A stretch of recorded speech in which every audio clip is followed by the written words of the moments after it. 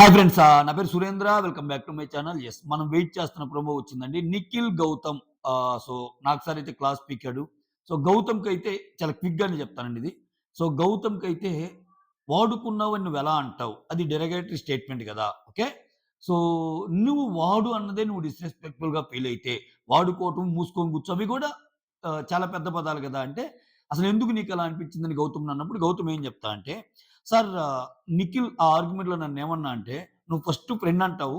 ఆ తర్వాతొచ్చేసరికి ఆ ఫ్రెండ్స్ పరంగా వేరే గేమ్ ఆడతావు" అని అంటాడు సార్.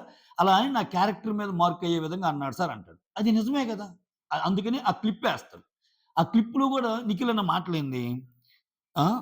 ఫస్ట్ ఫన్ అని ఒక యాంగిల్ తీసుకొనొచ్చి కెలుకుతావు అన్నాడు. కెలుకుతావనేది కరెక్ట్ వర్డా? ఆ! సో, సరే అదేదో నార్మల్ వాడే అనుకుందాం. ఎందుకంటే నిఖిల్ ఏ మాట మాట్లాడినా నార్మల్ వాడే. విచిత్రం ఏందంటే ఆయనకి గుర్తుండవు ఆయన అన్న మాటలు. నేను వేరే వేలో అన్నాను సార్. అసలు అంతమంది చూస్తున్నాం గాని అబద్ధాలు చెప్పగలడాయన. అట్‌లీస్ట్ ఇక్కడ ఏమన్నాడు? నేను అన్నాను సార్ అంటాడు. టక్కన గౌతమ్ ఏదైనా సిట్యుయేషన్ వచ్చినప్పుడు చూడండి తప్పైనా, ఒప్పైనా. సో, ఇతనైతే ఒక మాట అని గూడా అన్నానా? నేను అనలేదట్టుందే. మా మదర్ అలా అన్నారా? డిఫెన్స్ వద్దని. లేదు, లేదు, లేదు. నేనైతే వినలేదే. నేను అనలేదే. ఇట్లా ఉంటాయి ఆయన. పక్కాగా కరెక్ట్ అని కూడా అబద్ధం చెప్పగలడు. కన్నార్పకుండా అబద్ధం చెప్పగలడు Nikhil. That's his game style. ఇక్కడ ఖచ్చితంగా వాడుకున్నామనేది తప్పే. దానికి క్లాస్ పడాలి గూడా గౌతమ్‌కి. ఎందుకంటే నువ్వు కొన్ని పదాలకి ఫీల్ అయినప్పుడు నువ్వు కూడా అనకూడదు గదా! సో, ఆబ్వియస్‌గా ఆ తిట్లు కాయాల్సిందే గౌతమ్. దాంట్లో తప్పు లేదు. సో, ఆ వీడియో చూడంగానే ఇక్కడ ఆ తర్వాత "నువ్వు వాడుకుంది నువ్వు యష్మిని" అనంగానే నువ్వు వాడుకుంది నువ్వే వాడుకుంది తేజతో సహా అన్నట్టు అంటాడు. ఇక్కడ చూడండి, జనరల్‌గా ఏందంటే మనకేదైనా ఒక డిస్‌రెస్పెక్ట్‌ఫుల్‌గా ఒకటి అనిపించిందనుకో ఒక పదము. దాన్ని మనం అనకుండా ఉంటే ఆ పదం యొక్క గౌరవాన్ని మనం కాపాడినట్టు. ఇప్పుడు చూడండి, ఇతను "మూసుకొని కూర్చో" అన్నప్పుడు ఫీల్ అయ్యాడు. నువ్వు మూసుకొని నొక్కురా" అన్నాడు. సో, నువ్వు ఏదైతే డిస్‌రెస్పెక్ట్‌ఫుల్‌గా ఫీల్ అవుతున్నావో అదే మాట నువ్వంటున్నావు గదా! సో, అది తప్పు గదా! అంటా నేను. రైట్. నువ్వు డిస్‌రెస్పెక్ట్‌ఫుల్ చేశాడు అని అంతటితో ఆగితే నువ్వు ఆ పదం అనకుండా ఒక 10 రెట్లు ఎక్కుతావు నువ్వు. 10 మెట్లు ఎక్కుతావు. వెంటనే నువ్వని, "అరేయ్! నువ్వు ఇటువంటి పదం వాడావు. నాకు చాలా డిస్‌రెస్పెక్ట్‌ఫుల్ అయిందని" చెప్పి వెంటనే నువ్వు ఆ పదం వాడితే ఏంటి మీనింగు? చెల్లుకి చెల్లు అన్నట్టు అయింది కదా! కాకపోతే ఈ సినారియోలో ఫస్ట్ అన్నోడిది కొంచెం ఎక్కువ తప్పయిద్దేమో. కానీ నువ్వు గూడా అన్నావు గదా! ఇప్పుడు దారిన పోయేవాడు ఎవడన్నా మనం ఒక బూత్‌తో తిడితే, "ఏంట్రా నువ్వు బూతులు తిడుతున్నావు" అని మళ్ళా ఆయన బూతులు తిట్టామనుకో ఏమైద్ది?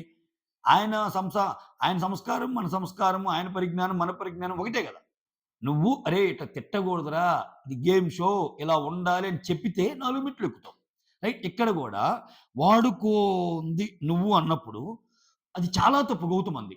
అట్ ద సేమ్ టైమ్ దాన్ని కరెక్ట్ చేయకుండా నువ్వు వాడుకున్నావు, నువ్వు వాడుకుంది అని మనుషులను వాడుకుంది అని అది గేమ్ పరంగానే వాడుకోవడం అంటే అక్కడేమి అన్ని కెమెరాల ముందు మనుషుల్ని ఇంక వేరే రకంగా ఏమి థింక్ చేయడానికి ఏముండదు. గేమ్ పరంగా వాడుకున్నామనే.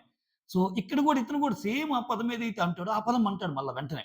నువ్వు వాడుకుంది తేజతో సహా అన్నట్టు అంటాడు. సో, ఇక్కడ అప్పటికి గౌతమ్‌కి క్లాస్ అయిపోద్దనమాట. ఏంటి నువ్వు మాత్రం పెద్ద పెద్ద పదాలు వాడొచ్చు. డెరిగేటరీ స్టేట్మెంట్స్ లాగా అనిపిస్తాయి. మూసుకొని కూర్చో ఇటువంటివి నీకు తప్పనిపియవా అన్నట్టు అంటాడు. ఆయన కూర్చున్నట్టున్నాడు. ఆ తర్వాత నిఖిల్. ఇంక నెక్స్ట్ వంతు నిఖిల్‌దనమాట. ఆటలో కావాలని గౌతమ్ నన్ను కొట్టాడన్నావు. అసలేంటి? సో, మైండ్‌లో నీకు ఫస్ట్ నుంచి ఒక కాన్‌ఫ్లిక్ట్ ప్లే అవుతుంది. ఓకేనా? ఆ కాన్‌ఫ్లిక్ట్ విత్ డౌట్ ప్లే అవుతుంది అన్నట్టు అంటాడు. అది నిజం గాదా? ఖచ్చితంగా నిఖిల్ అన్న మాట, ముందు జరిగిన మాట చూపిస్తే బోలెడన్ని వీడియోస్ ఉంటాయి మనకి 'బిగ్ బాస్' హిస్టరీలో. సో, అదేదో అంటారు కదా! Few moments later, few moments before అని. బోలెడన్ని ఆయన ఫ్లిప్ అయినయి బోలెడన్ని దొరుకుతాయి. ఓకేనా? సో, ఇక్కడ కొడుతున్నా అన్నా గాని, కావాలని కొడుతున్నాను అని అనలేదు అంటాడు. అనలేదా? కావాలని కొడుతున్నానని అనలేదా? ఏం నేను తగిలింది అను, అంతేగాని కొడుతున్నాను అనకు. నేనేమన్నా కావాలని కొడుతున్నాను అంటే ఎవడికి తెలుసు నువ్వు కావాలని కొడుతున్నావేమో అని అంటాడాయన.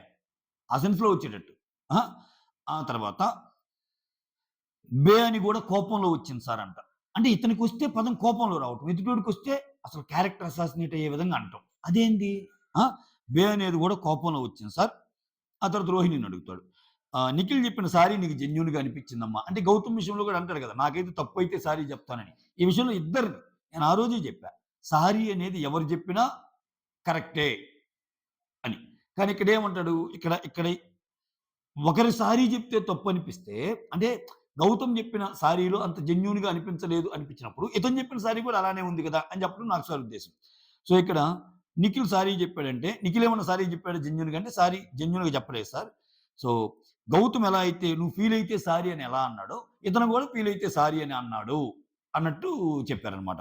సో, అయితే ఇద్దరిది కరెక్ట్ అవ్వాలి, లేకపోతే ఇద్దరిది తప్పవ్వాలి గదా! ఇట్లా. ఆ రోజు బయట ఆ కొన్ని రోజులు జరిగిందేంది? సారీ చెప్పే వే గూడా బాగాలేదు గౌతమ్‌దని గదా! అందుకే గదా! సారీ చెప్పే వే బాగాలేదన్నప్పుడు ఇద్దరు అలానే చెప్పుకున్నారు గదా! ఇద్దరు అలా అని చెప్పినప్పుడు అయితే ఇద్దరిది కరెక్ట్ అవ్వాలి, లేకపోతే ఇద్దరిది తప్పవ్వాలా? సో, ఒకరిది మాత్రం ఆ రోజంతా తప్పు, తప్పు, తప్పు, తప్పు అసాసినేట్ చేసేది క్యారెక్టర్‌నని ఇతనేదో అనంగానే ఇతనేదో అమృత పదాలు వాడినట్టు, అసలంతా ప్రవచనాలు చెప్పినట్టు ఫీల్ అయితే ఎట్లా? అది. అది మాట్లాడుకోవాలి మనం. ఓకేనా? ఆ తర్వాత ఆ! సో, నిఖిల్ గూడా "నువ్వు ఫీల్ అయితే సారీ" అన్నట్టే జెప్పాడు సార్ అన్నట్టు అంటది రోహిణి. హౌస్ మేట్స్ అందరూ నిన్ను సేఫ్ అంటున్నారు. తనకేదో ఓటింగ్ పెట్టినట్టున్నారు. హౌస్ మేట్స్ అందరూ గూడా నిన్ను సేఫ్ అంటున్నారు అంటాను. ఆ తర్వాత అందరిని కూర్చోబెట్టి ఒక కటౌట్ అనేది కింద పడిద్ది. కింద పడినోళ్ళు ఎలిమినేట్ అవుతారు అంటే, ఆ కింద పడింది రోహిణిదై ఉంటుంది. సో, రోహిణి ఎలిమినేట్ అవ్వచ్చు. ఓకేనా? That's all. Thank you so much. Signing off me Surendra.